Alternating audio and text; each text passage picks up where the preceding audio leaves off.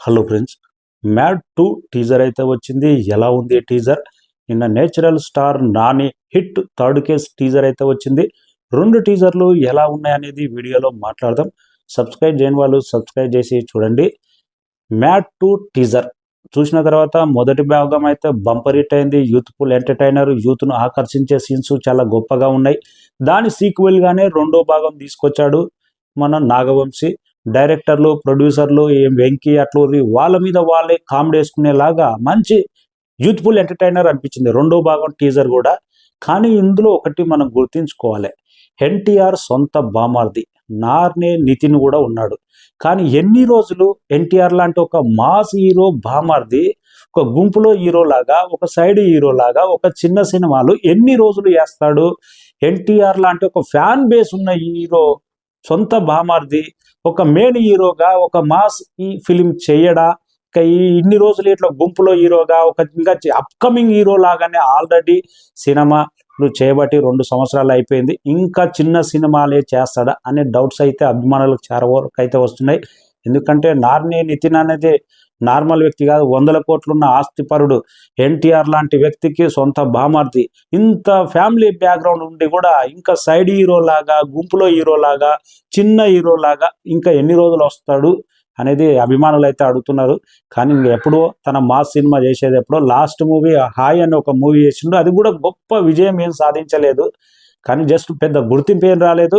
ఏదైనా మాస్లో తనకు ప్రత్యేకమైన గుర్తింపు వస్తేనే ఒక స్టార్ హీరోగా ఎన్టీఆర్ లాంటి ఒక మాస్ హీరో బామార్ది అనే ట్యాగ్ కూడా వస్తుంది.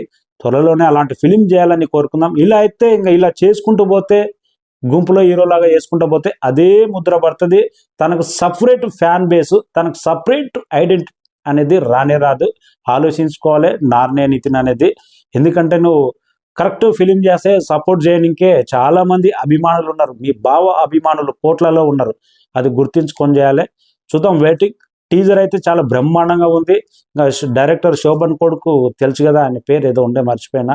మొదటి భాగంలో కుమ్మేశాడు, దీంట్లో కూడా కుమ్మేశాడు. నార్నే నితిన్ యూత్ఫుల్ ఎంటర్టైనర్ చాలా బ్రహ్మాండంగా ఉంది. రిలీజ్ డేట్ కూడా నాగవంశీ పక్కాగా ఉంటుంది.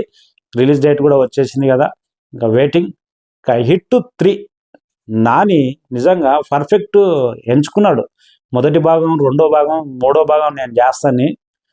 డైరెక్టర్ అయితే శైలేష్ కొల్లూరు ఎప్పుడైతే 5వ మూవీ వెంకటేష్తో డిజాస్టర్ అయిందో కసితో తీసినట్టు అనిపించింది. టీజర్ చూస్తుంటే నిజంగా పగిలిపోయింది. మాస్ అరాచకం అనిపించింది. ఎంత కసిగా ఉన్నాడు, సైకోలా ఉన్నాడు ఏంటి, పోలీస్ ఆఫీసర్ ఏంటి, నిజంగా ఆ విధంగా చూపెట్టాడు. లాస్ట్ షాట్ అయితే విజువల్స్ కూడా చాలా బ్రహ్మాండంగా ఉన్నాయి.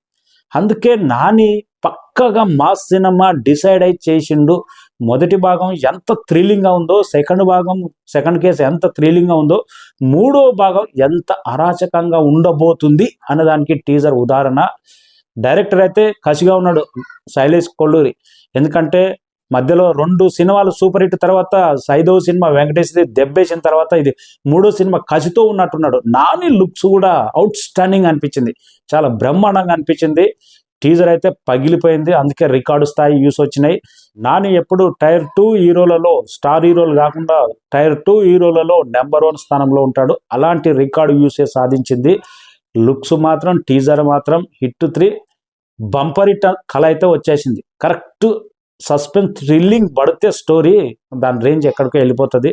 Thank you so much. NTR బామార్ది ఎన్ని రోజులు ఇలా సైడ్ హీరోగా చేయాలి వద్దా అనేది కామెంట్ రాయండి.